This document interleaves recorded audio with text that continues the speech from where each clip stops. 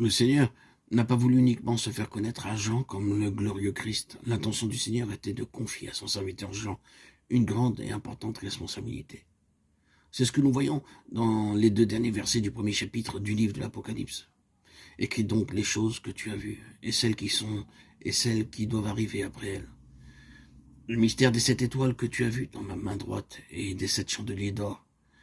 Les 7 étoiles sont les anges des 7 églises, et les chandeliers sont les 7 églises. Apocalypse 1, 19.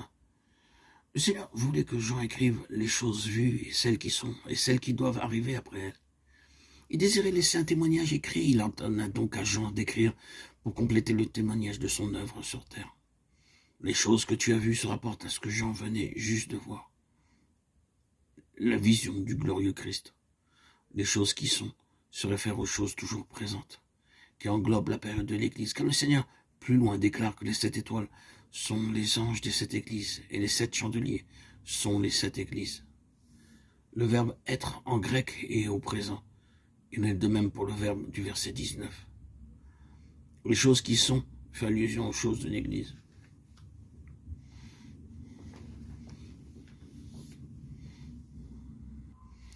Les 7 étoiles et les 7 chandeliers d'or sont aussi appelés le mystère. En tant que tels, ils ont une signification spirituelle.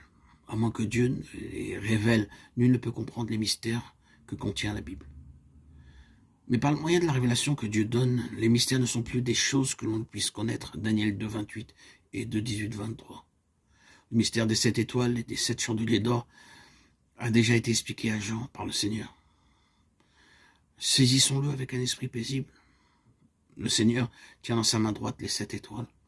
Cela montre que le Seigneur exerce une pleine autorité sur ceux qui symbolisent les lumières célestes et qui doivent exercer leur responsabilité dans l'église où ils ont été placés. La main droite du Seigneur, cette main puissante seule, rend les étoiles capables de briller selon sa volonté. C'est aussi la puissante main droite du Seigneur qui seule peut soutenir et garder ces étoiles. 7 étoiles, que représentent-elles? Le Seigneur l'explique à Jean en disant que ces 7 étoiles sont les anges des 7 églises. Qui sont donc ces anges qui sont mentionnés ici? Les commentateurs ont donné diverses explications. En premier lieu, remarquons que ce sont des anges, que ces anges ne sont pas des anges qui seraient dans le ciel, puisque ce sont des anges qui sont parmi les hommes. Jean écrit aux anges des 7 églises. S'il en est ainsi, alors il est donc évident que Jean n'écrit pas aux anges dans le ciel. Ainsi donc, ces anges doivent représenter non pas des êtres célestes, mais se référer à certaines personnes qui sont dans les églises. Quelle sorte de personnes sont donc les anges de cette église? La signification du mot messager en grec est quelqu'un qui est envoyé. Ces anges ou ces messagers sont les représentants des églises.